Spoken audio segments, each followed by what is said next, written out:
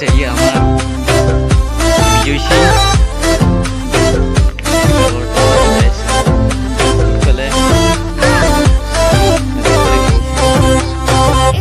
ধুনীয়া পৰিৱেশ ৰাতিপুৱাই